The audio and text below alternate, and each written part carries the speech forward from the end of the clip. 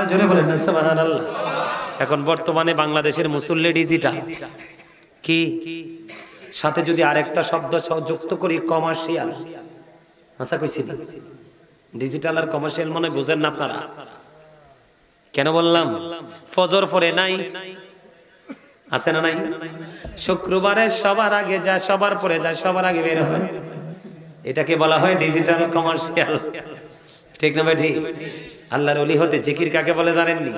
সুবহানাল্লাহ আল্লাহর জিকির, আলহামদুলিল্লাহ আল্লাহর জিকির, লা ইলাহা ইল্লাল্লাহ আল্লাহর জিকির, আল্লাহু আকবার আল্লাহর জিকির, কাউকে সৎ কাজের জন্য ডাকা আল্লাহর জিকির, কাউকে অসৎ কাজের জন্য বারণ করা আল্লাহর জিকির। বন্ধু, যেমন আজকের জলসা হলো আল্লাহর জিকিরের জলসা, যেই জলসাটা যে কাজটা একই জায়গায় দাঁড়িয়ে এবং বসে সম্পূর্ণ করা হয় ওইটা হলো আল্লাহর জিকিরের জলসা। যেমন নামাজ হলো আল্লাহর জিকিরের জলসা, যেটা একই জায়গায় দাঁড়িয়ে এবং বসে সম্পূর্ণ করা হয়। আর হজ হলো আল্লাহর জিকিরের জলস, যেটা বিভিন্ন জায়গা পরিদর্শন করে সম্পূর্ণ করা হয়। এটা হলো মাওলার জিকিরের জলস। আর যেরকম না সুবহানাল্লাহ। ইমাম বুখারী আল্লাহর ওলি কিনা?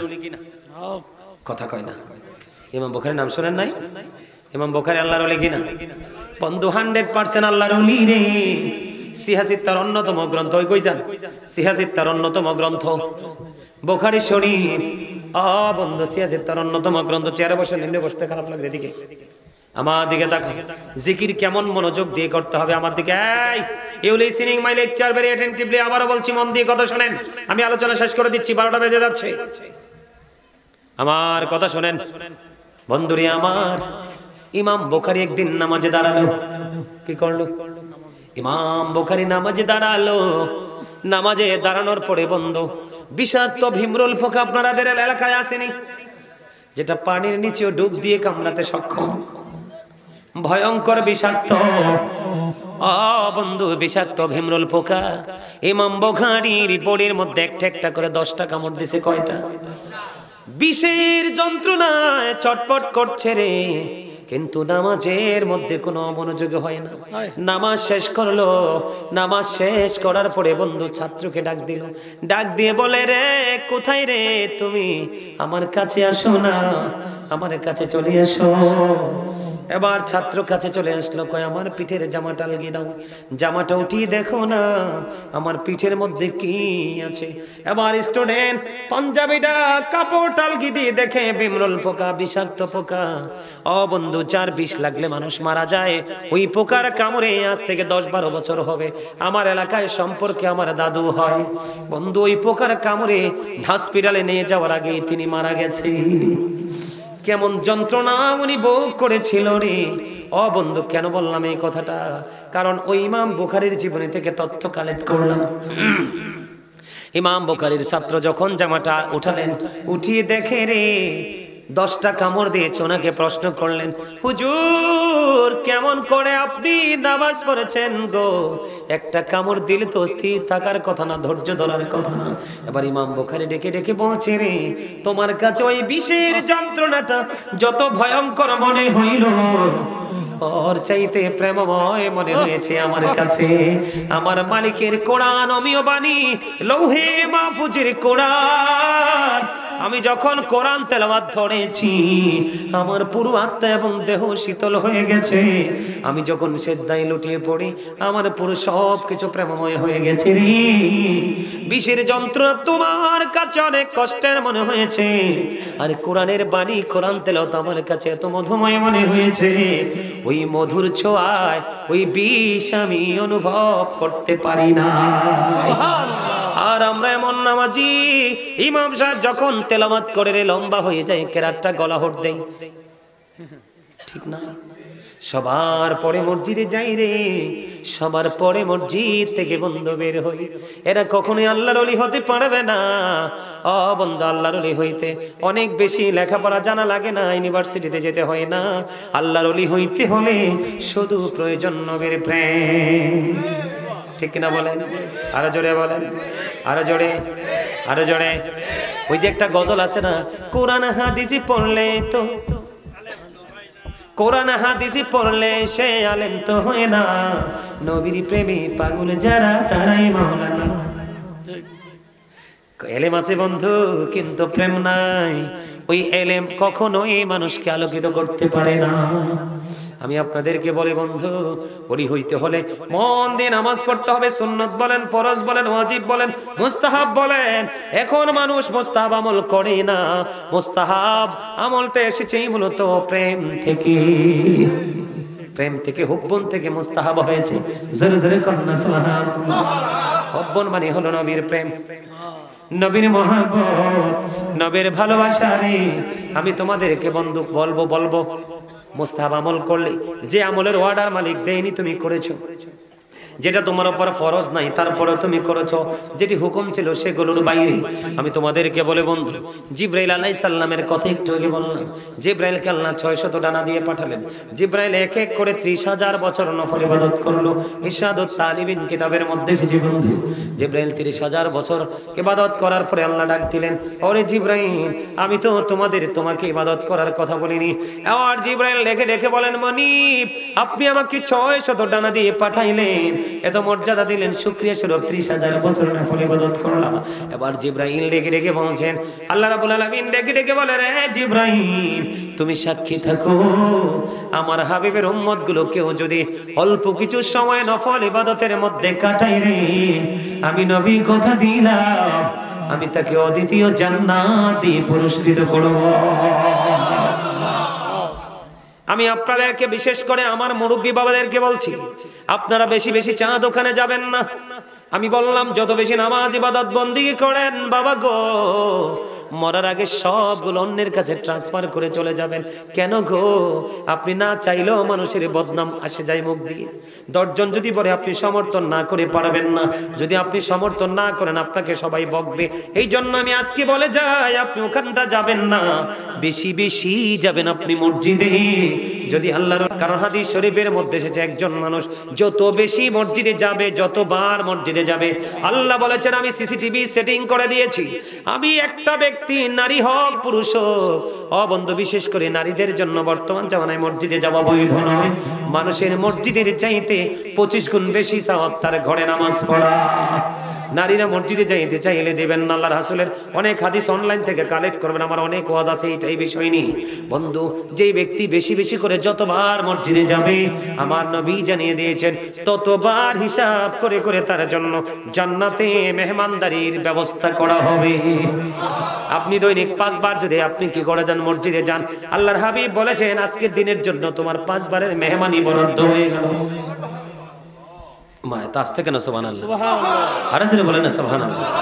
আমি মুরব্বী বাবাদেরকে বলছি, মাগরিবের পরে একটা নামাজ আছে, সালাতুল আওয়াবিন নামাজ, আছে না নাই? আরো জোরে বলেন, আছে না নাই? শুধু মুরব্বী নয়, আমাদের মধ্যে এমন কিছু যুবক আছে রে, যাদেরকে দেখলে রীতিমতো অবাক হয়ে যাই। আমি যেখানে থাকি একটা ছেলে আছে, আমার বাসা যেখানে একটা ছেলে আছে, জানেননি?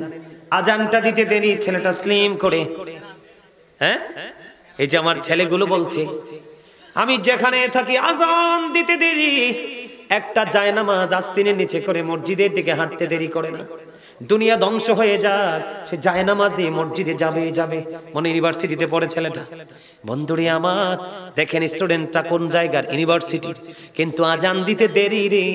বাসায় থাকলে বন্ধু আমি দেখেছি একটা বারও তার মিস হয় না। জায়নামাজটা এইভাবে ধরে টুপিটা মাথায় দিয়ে টুকটুক করে মসজিদে চলে যায়। নামাজের পরে বের হয়ে বন্ধুদের সাথে সময় দেয়। নামাজের সময় হলে সে কোনো আড্ডা দেয় না। এই জন্য বলে গেলাম, যুবক, আল্লাহর ওলি হয়ে যদি কবরে যেতে চাও, সম্মানী হয়ে যদি কবরে যেতে চাও, তাহলে আমার কথাটা ব্রেইনে সেটআপ দিয়ে রাখো। আজকে না হয় কালকে না হয় পরশু, জরিপ করতে করতে বিবেচনা করে দেখবা, গাজী সুলাইমান যেটা বলেছে এটার চাইতে বড় মধু আর কিছুই নাই। বন্ধুরে, তোমরা সবাই শোনো, আমরা যে আজকে আল্লাহর ওলির দরবারে যাই, তারা এই কাজগুলো করেছিল। বন্ধু, তারা এই কাজগুলো করে করে আল্লাহর ওলি হয়েছিল। তোমরা জানো না, আমার নবী বলেছেন ওবিন তো তোমার উপর ফরজ না। আমার নবী বলেছেন মাগরিবের নামাজটা শেষ করে, একটা এক্সাম্পল, আরো বেশি নফল ইবাদত সম্পর্কে জানতে চাইলে অনলাইন থেকে কালেক্ট করবেন।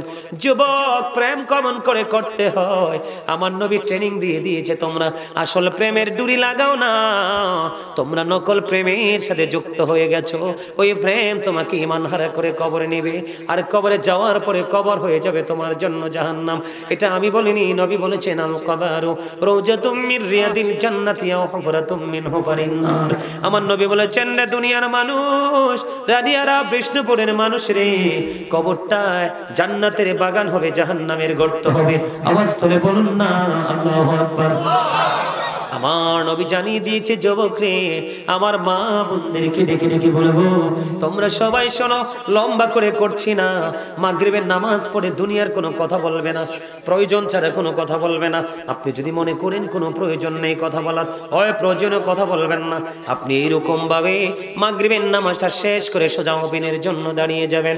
আমার নবী বলেছেন, উম্মত, ও প্রেমিক উম্মতেরা রে, হৃদয় জানালা খুলে তোমরা সবাই শোনো, যদি 6 রাকাত আওয়াবিন নামাজ পড়তে পারো 2 রাকাত করে করে, একদিনের আওয়াবিন নামাজের বিনিময় তোমার আমল নামায় 12 বছরের নফল ইবাদতের সওয়াব দেওয়া হবে।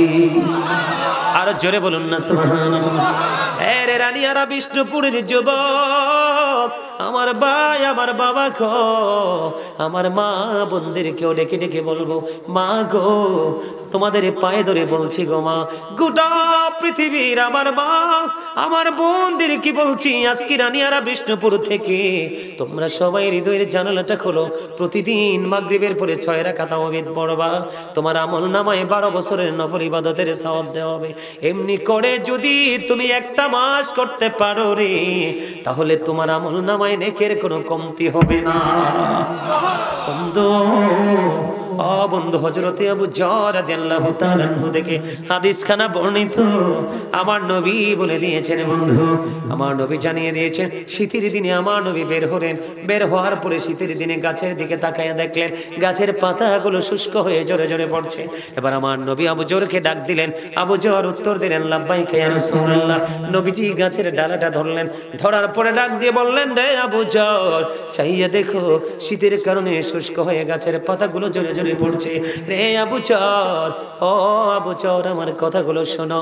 শীতের দিনে শীতের কারণে শুষ্ক হয়ে গাছের পাতাগুলো যেমনি ঝরে ঝরে পড়ছে রে, ঠিক আল্লাহর প্রিয় বান্দা, আল্লাহর প্রিয় গোলাম, আমি নবীর প্রেমিক যারা রে, আমি নবীর সাথে প্রেমের ডুরি লাগাই। বলে কেমনে প্রেম? আমার নবী যখন নামাজে দাঁড়াইতো, আমার নবীজির পা মোবারক ফুলে যাইতো, লোহ মোবারক বের হয়ে যাইতো রে, তারপরেও আমার নবী নামাজ ছাড়তো না। আমার নবী বলেছেন, এটা হলো আমি নবীর সাথে প্রেম। নামাজে দাঁড়াবে, অত্যন্ত ধৈর্যের সাথে লং টাইম ধরে নামাজ পড়বে, সুন্দর করে বন্ধ নামাজ পড়বে। নামাজ যখন নামাজের মাধ্যমে আল্লাহর কুদরতি কদমে সেজদা দিবে, কারণ মানুষের বডির মধ্যে যা আল্লাহ তৈরি করেছে, এর মধ্যে সবচেয়ে পছন্দের জায়গা হলো নারী পুরুষের কপাল। জোরে জোরে বলুন না সুবহানাল্লাহ। আমার নবী জানিয়ে দিয়েছে রে, যখন সেজদায় নত হয়ে যাবে, কপালটা আল্লাহর কুদরতি কদমে সেজদার মাধ্যমে ঠেকাবে।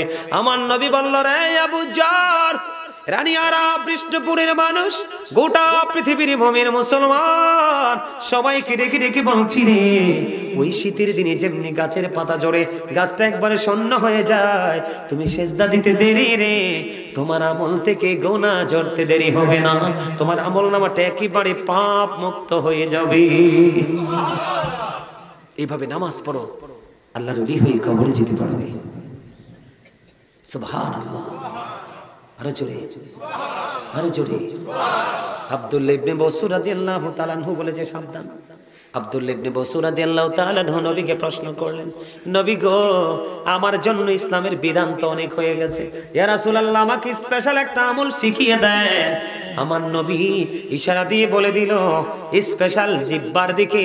আমার নবী বললেন, তুমি মাওলার জিকির করে তুমি তোমার জিহ্বাটাকে সিক্ত রাখো। সুবহানাল্লাহ করলেন। এই উনি কি বলতে চায়? উনি কিছু বলার জন্য আসছে। আমার কথা আপনারা বুঝেন?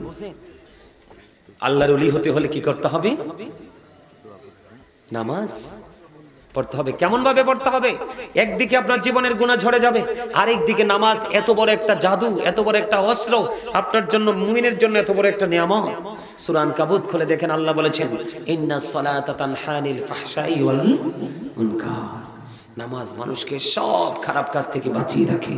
যে মানুষটা নামাজ পড়ার পরেও দোকান ছাড়তে পারলো না, যে মানুষটা নামাজ পড়ার পরেও সুদ ছাড়তে পারলো না, যে মানুষটা নামাজ পড়ার পরে ঘুষ ছাড়তে পারলো না, যে মানুষটা নামাজ পড়ার পরেও মানুষকে কষ্ট দেওয়া ছাড়তে পারলো না, আর অনেক আছে বলা সম্ভব না, বাকিগুলো বুঝে নেবেন, সে কখনোই নামাজি হতে পারলো না। সে কখনোই নামাজি হতে পারলো। আমার কথা কি আপনারা বুঝেন? আরো জোরে বলেন, বুঝেন? এটা হলো জিকির। আল্লাহর ওলি হতে হলে আপনাকে কি করতে হবে? অনেক বেশি প্রেম করতে হবে। আল্লাহ রাব্বুল আলামিন বলে দিয়েছেন, ইন্নাল্লাযীনা ইউবাইউনাকা ইন্নামা ইউবাইউনাল্লাহা ইয়াদুল্লাহি ফাওকা আইদিহিম। আল্লাহ আমার দিকে তাকান। আল্লাহ রাব্বুল আলামিন নিজে বলতেছেন, ইন্নাল্লাযীনা ইউবাইউনাকা ইন্নামা ইউবাইউনাল্লাহ ইয়াদুল্লাহি ফাওকা আইদিহিম।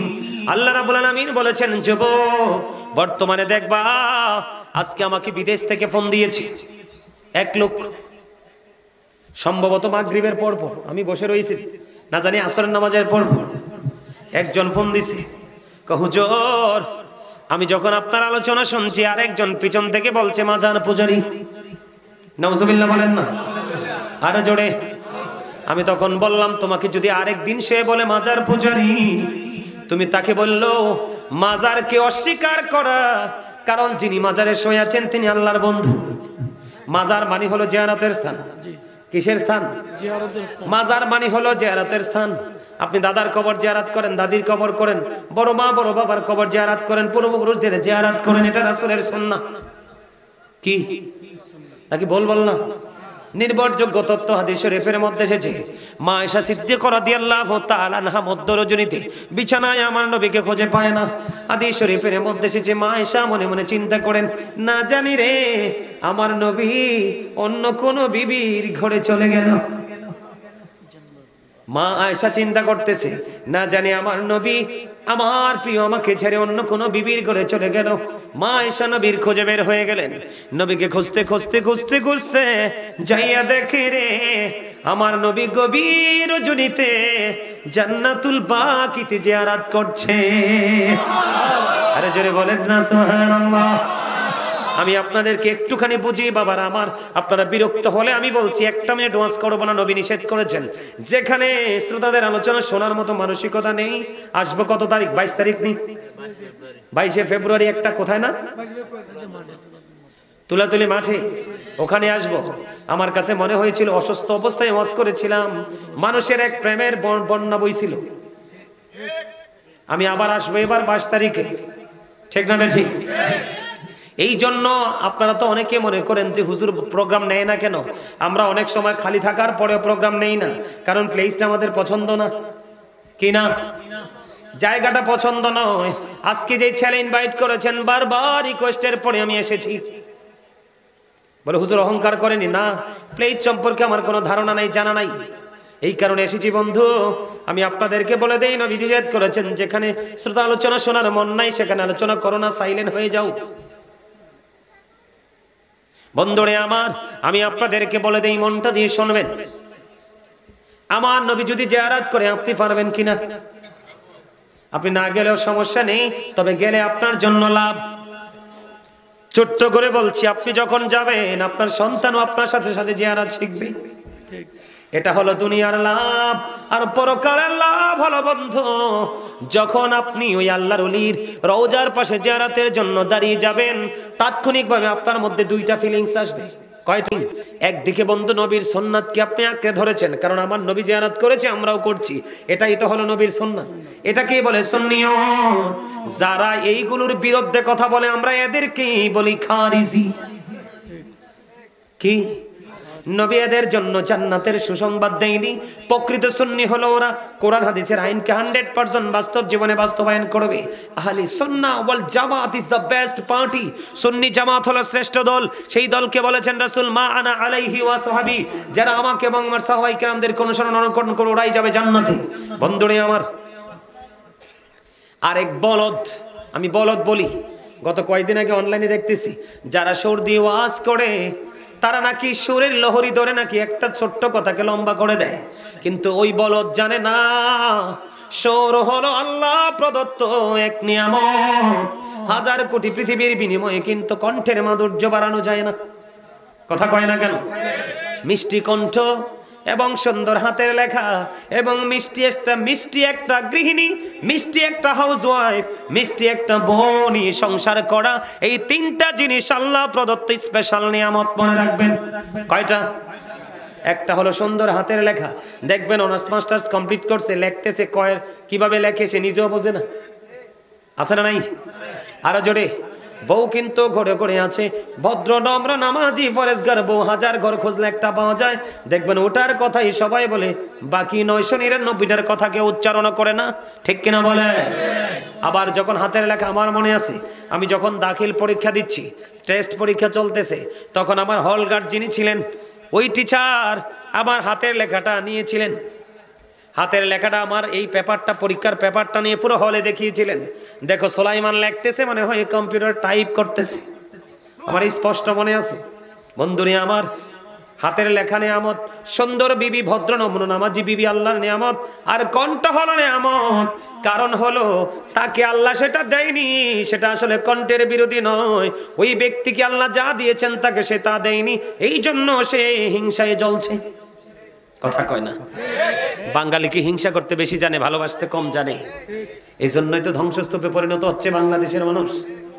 যেটা বলতে চেয়েছিলাম তাৎক্ষণিকভাবে দুইটা, একদিকে বন্ধু একটা লালসা জন্ম হবে, হায় রে কত মানুষ দলে দলে ওনার জিয়ারত করতে আসে, আমি যদি ওনার মতো বুজুর্গ হতে পারতাম।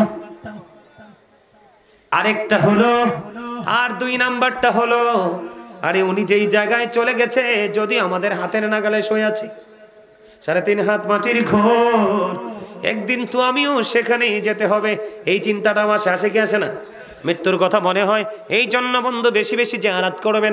যারা দেখবেন আল্লাহর ওলিদের মাজার জিয়ারতের বিরুদ্ধে কথা বলে, তারা আল্লাহ নবীর হাদিসের বিরুদ্ধে কথা বলছে, এরা কখনোই মুমিন না। ঠিক তো জোরে বলতে পারেননি? কি ভুল বললাম? তো যেই লোক বিদেশ থেকে বলছে, হুজুর বলতেছে মাজার পূজারি, তখন আমি বললাম ওনাকে, তাকে প্রশ্ন করলে না কেন যে ইসলাম কি তোমার বাপ দাদা 14 গোষ্ঠীর কেউ পৃথিবীতে আনছে, বাংলাদেশে আনছে নাকি আল্লাহর ওলিরা? এবার তার উত্তর দিতে পারে না, জবান বন্ধ। হুজুর প্রশ্ন তো করেছি, তার কোনো উত্তর নেই। কারণ এরা যে মূর্খ, এরা যে প্রতিহিংসা পরায়ণ। আচ্ছা আপনি বলেন আল্লাহর ওলিরা কি কারো ক্ষতি করে গেছে? হ্যাঁ আমি মানছি ভণ্ড আছে, আমি এটা অস্বীকার করছি না। আপনি একটা দলের মধ্যে একজন মানুষ একটা রং করবে, এই জন্য কি পুরো দলের, পুরো টিমের মানুষের উপর কি সে কলঙ্ক ছড়াবেন আপনি? সবাইকে কি অভিযোগের অভিযুক্ত করতে পারেন আপনি? কথা বলে না। প্রত্যেকটা পার্সন আলাদা, প্রত্যেকটা পার্সনের মেন্টালিটি আলাদা, প্রত্যেকটা পার্সনের ড্রয়িং আলাদা, প্রত্যেকটা মানুষই বাস্তবতাকে এটাকে রিপ্রেজেন্ট করার চিন্তাধারাও সেটা মেন্টালিটিও আলাদা। আপনি একজনেরটা আরেকজনেরটার সাথে যুক্ত করতে পারবেন না। ঠিক না ঠিক? বন্ধুরে আমার কথা কি আপনাদের ব্রেইনে ঢুকে? তুমি মাজারওয়ালাদের বিরোধিতা করছো না, তুমি স্বয়ং নবীর বিরোধিতা করছো। আর যারা নবীকে কষ্ট দেয়, নবীর বিরোধিতা করে, তাদের ঠিকানা জাহান্নাম। কারণ আমি বলিনি, রাসূল বলেছেন বিলিভার্স লাভ দ্য প্রফিট, ঈমানদাররা আমি নবীকে ভালোবাসবে। Hypocrites don't love the profit, মুনাফিকরা আমি নবীকে ভালোবাসবে না। আল্লাহ মুনাফিকদের সম্পর্কে ওয়াজ করতেছেন, ইন্নাল মুনাফিকিনা ফিদ দারকিল আসফালি মিনান নার। আল্লাহ বলেছেন the hypocrites will be in the lowest place of hell, মুনাফিকরা জাহান্নামের একেবারে সামনের সর্বনিম্ন স্তরে থাকবে। ওমা নাউজুবিল্লাহ কন্না কিল্লে আরো জোরে আরেকটা মহব্বতে। বন্ধুরে আমার, আল্লাহর ওলির বিরোধিতা করা মানে আল্লাহর কোরআনের বিরোধিতা করা, আল্লাহর বিপক্ষে যাওয়া। কারণ আল্লাহ নিজে আল্লাহর ওলিদেরকে নিয়ে ওয়াজ করে কোরআনে। কি আর জোরে, আমি কি ভুল বলছি? আল্লাহ বলেছেন ইন্নাল্লাযীনা ইউবাইউনাকা ইন্নামা ইউবাইউনাল্লাহু ইয়াদুল্লাহি ফাওকা আইদিহিম। আল্লাহ রাব্বুল আলামিন বলেছেন, ও বন্ধু মনটা দিয়ে শোনেন, আল্লাহর বন্ধু যারা রে, আল্লাহর ওলি যারা, হক্কানি আলেমদেরকেও যুক্ত করা হয়েছে। ঠিক না ঠিক? তোমরা তাদের সাথে যুক্ত হবে, এই জন্য তাদের হাতে হাত রাখবে। এই জন্য আল্লাহ রাব্বুল আলামিন বলতেছেন, যারা আপনার হাতে বায়াত করে, তারা যেন আল্লাহর হাতে বায়াত করে। কারণ আল্লাহর হক্কানি আল্লাহর ওলিদের হাতের উপর আল্লাহ রাব্বুল আলামিনের কুদরতি হাত। কোরআন থেকে বলছি। কোত্থেকে? তো বানাই বলি নাই, এটা আল্লাহ নিজে কোরআনে ওয়াজ করতেছেন। আপনাদেরকে বলছি, আপনারা যারা হাত ধরা মানে কি, হাত ধরা মানে কি একটা সিমটা দিয়ে হাতে ধরতে হবে, এটাকে হাত ধরা বলা হয় না। হাত ধরা মানে কি, আপনি তার সাথে আত্মা দিয়ে অঙ্গীকারবদ্ধ হওয়া, কি হওয়া, তার কথার সাথে আপনি সমর্থন দেওয়া, তার কথাকে আপনি সাপোর্ট দেওয়া, এবং তার এই কথাগুলোকে সাথে আপনি একাত্মতা পোষণ করে তার দেখানো পথে মতে চলাই হলো আল্লাহর পথ, রাসূলের পথ। শুধু এখানে নয়, আল্লাহ বলেছেন ইয়া আইয়ুহাল্লাযীনা আমানু, হে ঈমানদারগণ, আতিউল্লাহ, তোমরা আল্লাহর অনুগত করো, ওয়া আতিউর রাসূল, এবং রাসূলের অনুগত করো। বলে হুজুর মেনে নিলাম।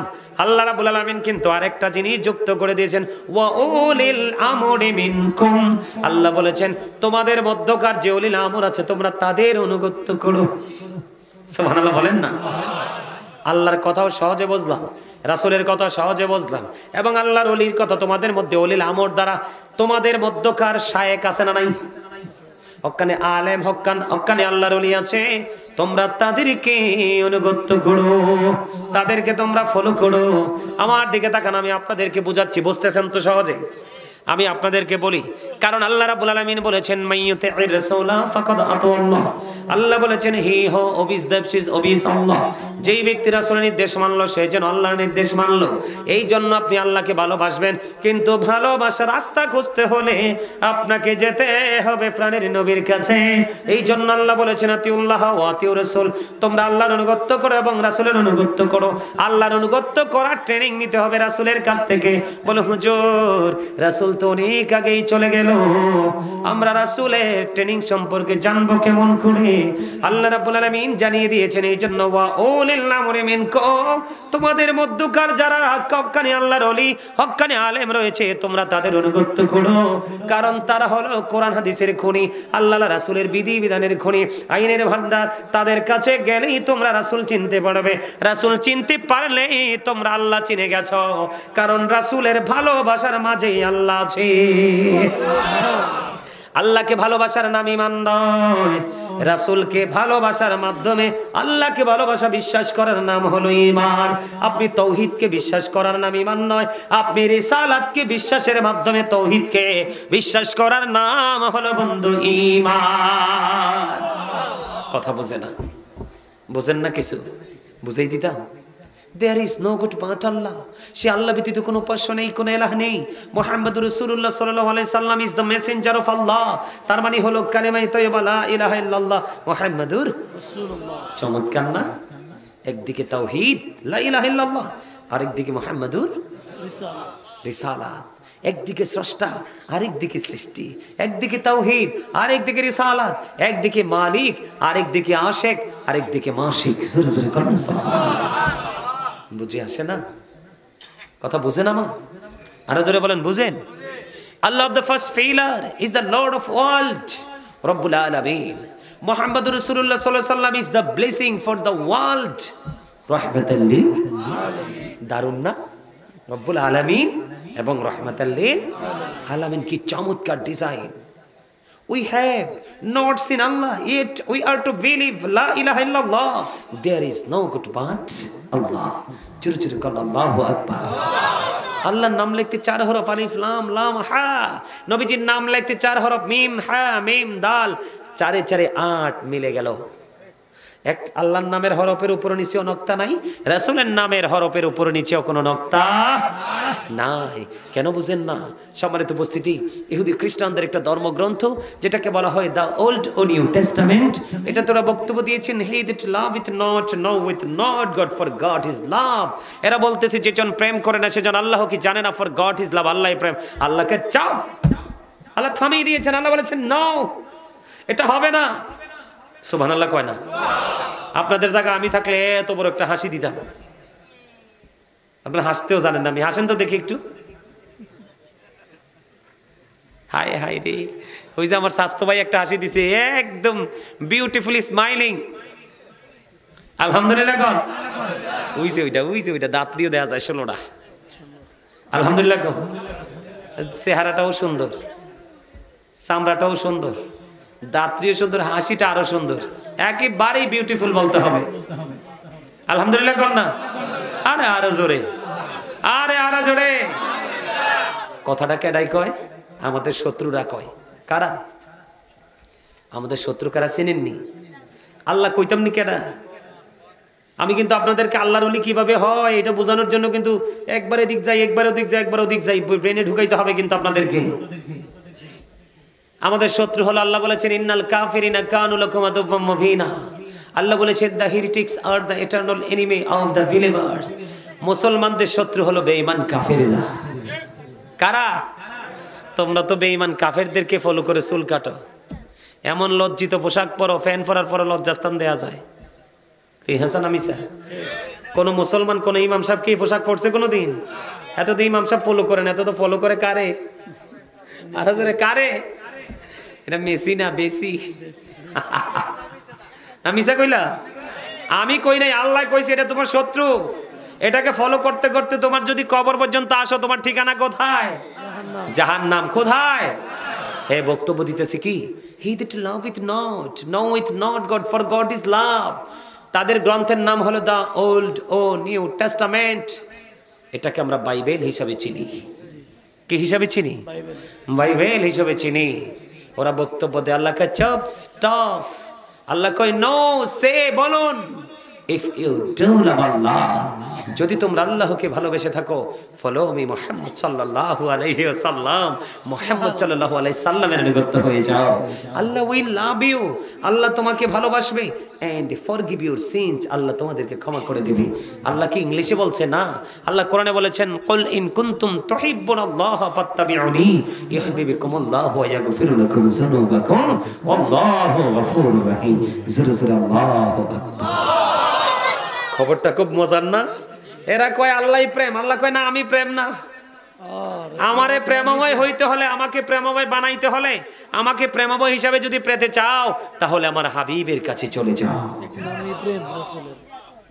এটাই হলো প্রেম। কারণ হাদিসে কুদসির মধ্যে এসেছে, আল্লাহ বলতেছেন লাউলাকা লাবা আজহারতু রাবুবিয়াতি, আমি যদি হাবিব, আমি যদি আপনাকে প্রকাশ না করতাম, তার মানে নবীকে যদি আল্লাহ আমাদের কাছে প্রকাশ না করতেন, আমাদের কাছে না আসতেন, আল্লাহ কয় হাবিব না হইলে আমি প্রভুর প্রভুত্বের খবর কেউ জানতই না। সুবহানাল্লাহ বলেন না? এই জন্য রাসূলের দাম বেশি। আল্লাহ কয় আমার একা একা ভালো লাগে না, এই জন্য আমি প্রেমে পড়ে আমার হাবিবকে বানাইছি।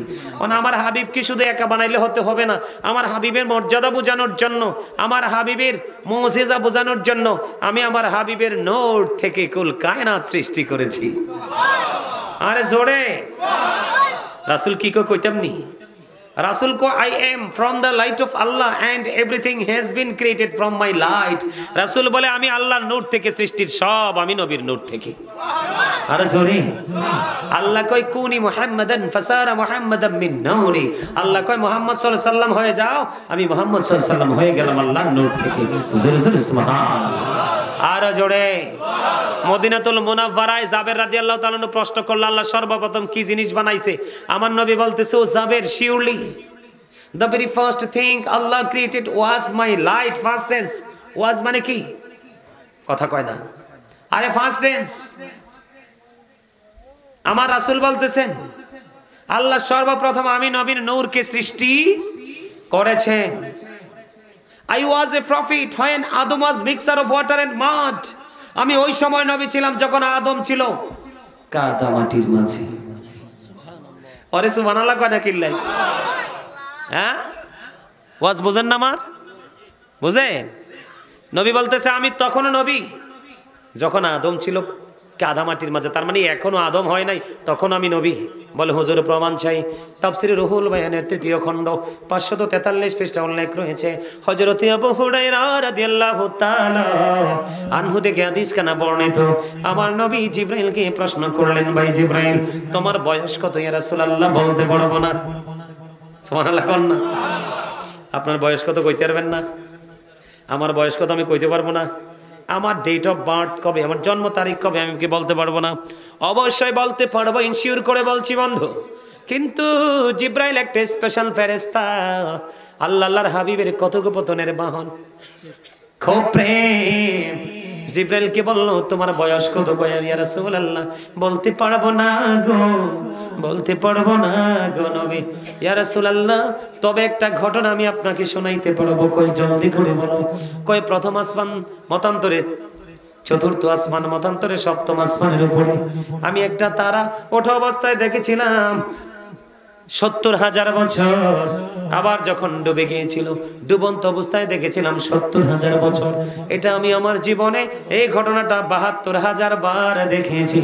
আবার আমার নবী বললেন, রে জিবরাইল, ওই তারাটাই ছিলাম আমি নবী।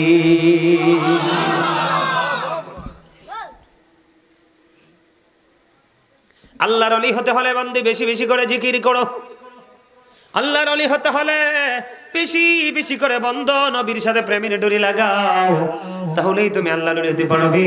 যারা আল্লাহর ওলি হয়েছে তারা বেশি বেশি করে জিকির করেছে, বেশি বেশি করে ফরজ নামাজ পড়েছে, বেশি বেশি করে নফল ইবাদত করেছে, বেশি বেশি করে পিতামাতার সেবা করেছে, বেশি বেশি করে মানুষের সাথে মিষ্টি আলাপ করেছে, বেশি বেশি করে জনকল্যাণ কিভাবে সাধিত করা যায় সেই দিকে তারা হেঁটেছে। তারাই হয়েছে আল্লাহর ওলি। আর ওই আল্লাহর ওলির উসিলায় তুমি হতে পারবে আল্লাহর ওলি। আর জোরে কন্যা সুবহান।